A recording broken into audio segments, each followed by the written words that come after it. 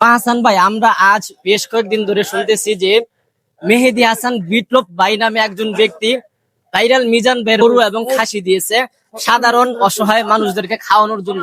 এই যে একটা উদ্যোগ, এইটা কি মনে করে আপনারা নিলেন? আমরা কন্টেন্ট ক্রিয়েটররা তো অনেক মানবিক কাজ করি, কিন্তু বড় বড় কাজ করার জন্য আমরা হয়তো আর্থিকভাবে ওইভাবে পারবো না।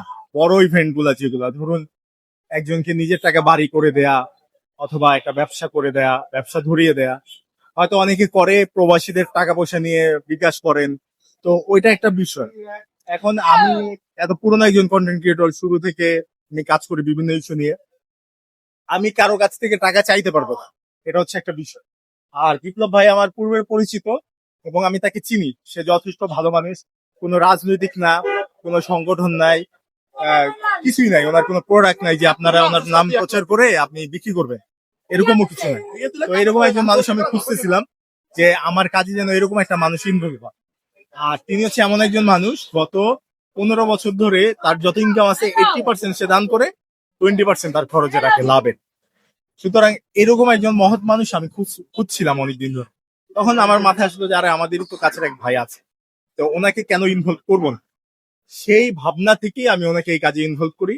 এবং আগামী দিনগুলোতে আমি অ্যাজ এ কন্টেন্ট ক্রিয়েটর হিসেবে যে কাজগুলো করি এগুলো তো আছেই, আর পাশাপাশি এই কাজগুলায় সম্পূর্ণ আর্থিক সহযোগিতা থাকবে ওনার।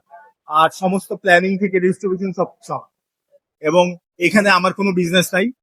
বিজনেস নাই কিভাবে আমি বলি, উল্টা আমি এই যে এখানে কোনো কন্টেন্ট বানাতে পারছি না, আমরা যেহেতু কন্টেন্ট ক্রিয়েটর পেজ থেকে ইনকাম হয়, ওইটা আমি মিস হচ্ছে।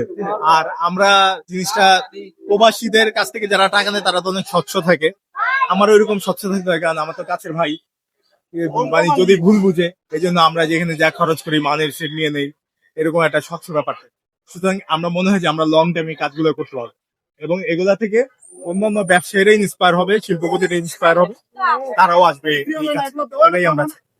আচ্ছা ভাই, আমরা দেখতেছি যে আপনি 2014-15 সাল থেকে দুটা কন্টেন্ট ক্রিয়েট করতেছেন এবং অসংখ্য মানবিক কাজ করছেন, যা মানে গুণে কি শেষ করা যাবে না।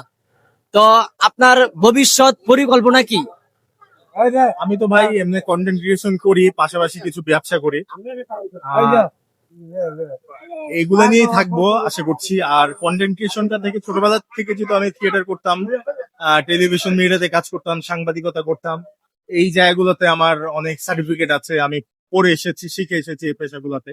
সুতরাং এটা আমার লাইফ টাইম হতে থাকবে, আমি এই পেশা থাকবো এবং এই পেশাটাকে আমি ভালোবাসি।